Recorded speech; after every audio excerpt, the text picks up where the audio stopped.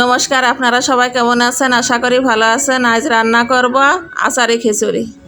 এখানে পোলাও চাল নিয়েছি, আমি খুদ নিয়েছি।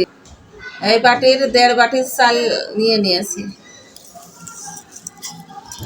আর এই কাপের 2 কাপ আমি ডাল নেব। একসাথে ধুয়ে জল ঝরাতে দেব। সরিষার তেল গরম হয়ে গেছে, গোটা মশলাগুলো দিয়ে দেব। পেঁয়াজ কুচি, গরম মশলা, এলাচ, দালচিনি, লবঙ্গ, গোলমরিচ ফোড়নে দিয়েছে আর 3টা পেঁয়াজ কেটে ভেজে নেব। শুকনা মরিচ, আদা, রসুন বেটে নিয়েছি।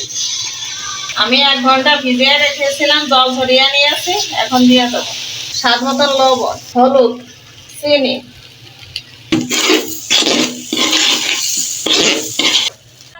জয়ত্রী, জয়ফল, এলাচ, লবঙ্গ বেটে নিয়েছি, জিরা, ধনিয়া গুঁড়ো। চাল ভাজা হয়ে গেছে, গরম জল দিয়ে দেবো। এখানে আমি 1.5 বাটি চাল নিয়েছি, 2.5 বাটি জল গরম করে নিয়েছি। কাঁচামরিচ, এখন ঢেকে দেব। ঢেকে দিয়েছি। এখানে আমরা মুরগির মাংস যেভাবে রান্না করে ওইভাবে রান্না করে নিয়েছি। ডিনারে পোলাও চালের খুদের আচারি খিচুড়ি রান্না করেছি।